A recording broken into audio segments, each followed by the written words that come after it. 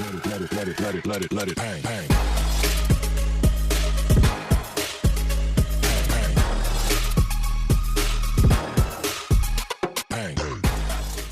নমস্কার বন্ধুরা, আজকে আমি তোমাদের শেখাবো ফুলকপির মুচমুচে পকোড়া। দেখো আমি এইরকম একটা ফুলকপি নিয়েছি, এবারে এগুলোকে আমি কেটে নেব। আমি ফুলকপিটাকে কেটে নিয়েছি, এরকম ছোট ছোট টুকরো করে, দেখে নাও এরকম ছোট ছোট টুকরো করে আমি ফুলকপিগুলো কেটে নিয়েছি। প্রথমে ফুলকপিটা কাটার আগে ধুয়ে নেবে, নিয়ে তারপরে ফুলকপিটাকে কাটবে। এবারে এর মধ্যে আমি দিয়ে দেব এক এক করে সমস্ত কিছু মশলা। আমি নিয়ে নিচ্ছি স্বাদ মতো নুন, এই রকম চামচের,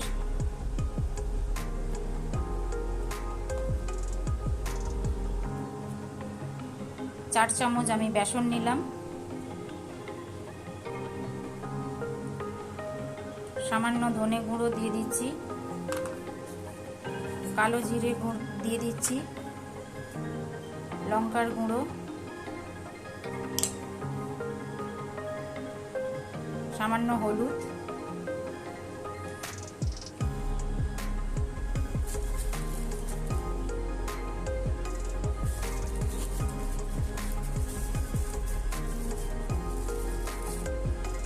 আমি 3 চামচ ময়দা দিয়ে দিলাম। এবারে এইগুলোকে আমি একসঙ্গে এইভাবে মেখে নেব।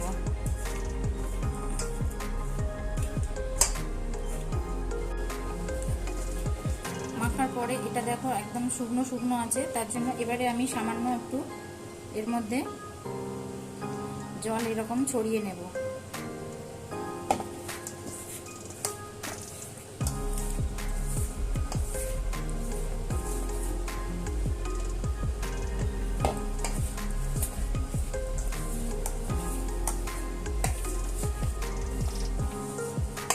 দেখো জল ছড়িয়ে ছড়িয়ে মাখতে আমার এটা এইভাবে তৈরি হয়ে গেছে। এবারে আমি চলে যাব রান্নার দিকে।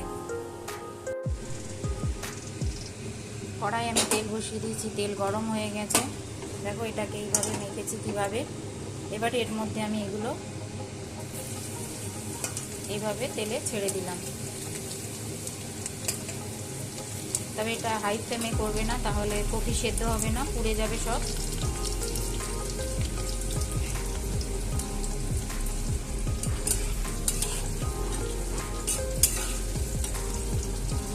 এইভাবে নাড়াচাড়া করলাম, দেখো কত সুন্দর হয়েছে। এটা গ্যাস মিডিয়াম আঁচে রেখে করলে কপিটাও সেদ্ধ হবে এবং খুব মুচমুচে খেতে হবে।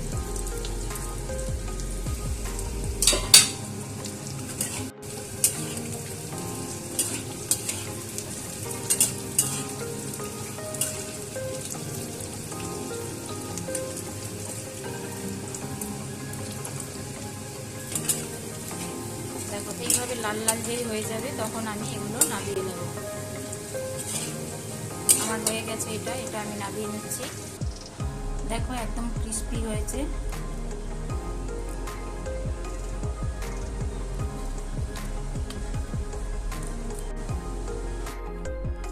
দেখো বন্ধুরা, আমি এইভাবে এক এক করে পুরোটাই ভেজে নিয়েছি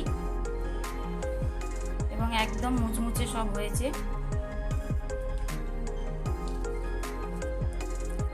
ভাঙলে একদম মচমচে হয়ে গেছে। তো বন্ধুরা, এই মুচমুচে পকোড়া বানিয়ে বাড়িতে খেয়ে দেখবে। গরম ভাত ডালের সঙ্গে খুবই ভালো লাগবে, বা বিকেলে স্ন্যাক্সের যখন চা খাবে তখন স্ন্যাক্স হিসেবে এটা ব্যবহার করতে পারবে।